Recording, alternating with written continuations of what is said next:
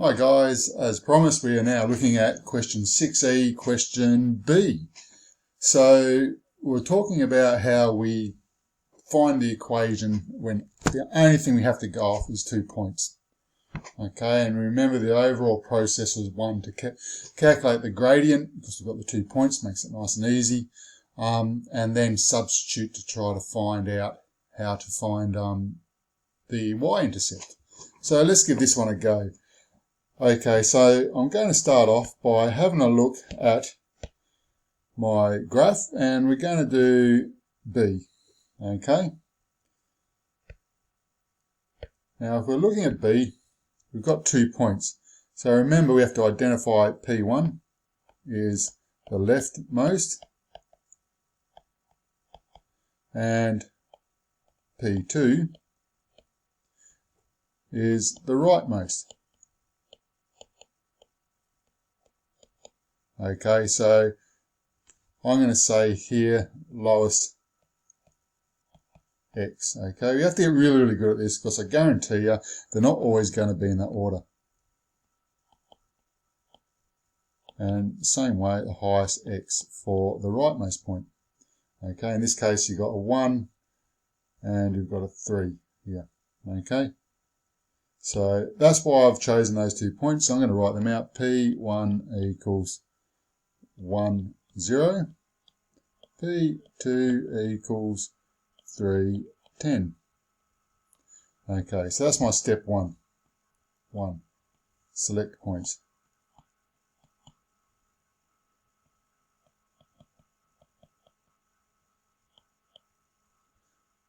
So 2, find the gradient.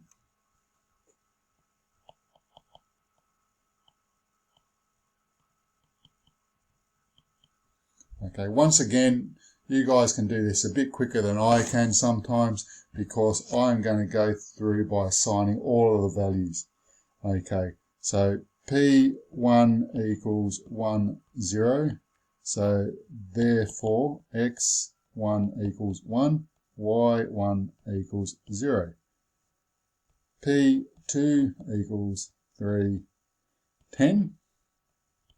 Therefore, x2 equals 3 and y2 equals 10. Okay, and all of that stuff goes into my equation.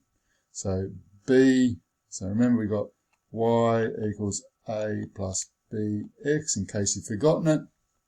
That's what we're figuring everything out. B equals y2, which is 10, minus 0 over 3 minus 1 equals 10 over 2 equals 5. Okay, I'm going to put a plus there just so I know that it's rising, and that corresponds with what I'm looking at. Okay, so I've got a plus 5. So step 3,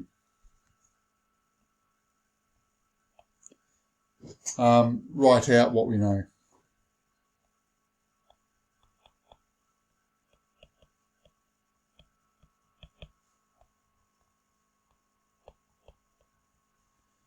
Okay, so in this case, I don't know what y equals because that's got to be left there. I don't know what a equals, so I'll leave that there.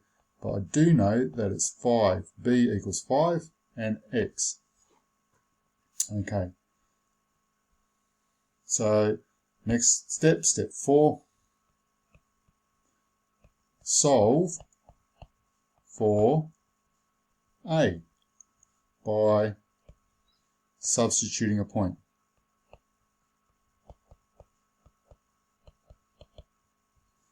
Any point, okay? So it can be any point on that line. So I can choose point 1 or point 2 because I already got them. Or if I want to do something different, I can go and have a look at any point on this line. So I could go here. I could try to find out something there. Okay. Easiest way to do, just use the ones you've got. Okay. So any point, I'm going to choose P1. 1, 0. Okay, so that means x equals 1, y equals 0.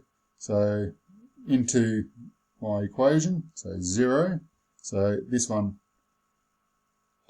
goes to that.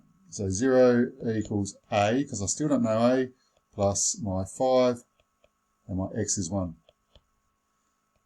Alrighty. So,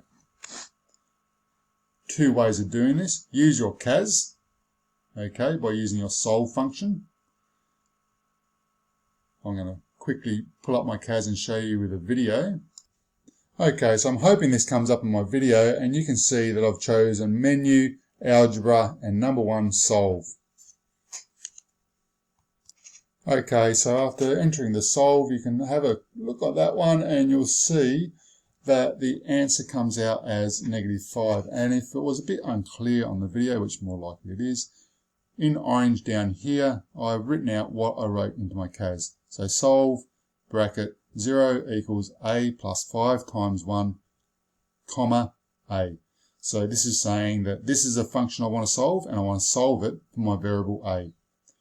Okay, so let's have a look how it works out mathematically if you do it by hand. Because you can do it both ways. Sometimes hand might be a bit quicker for these really simple ones. Okay, so we have 0 equals a plus 5. So we move the a to the other side, and that makes it -5 equals a. Okay, because the 0 doesn't matter. Remember, we take a plus to the other side by turning it into a minus. And that equals that. Okay, so let's just finalize this one. We've figured, I'm going to erase some of this stuff so I've got some like room. So we've figured out step 5, write it all out.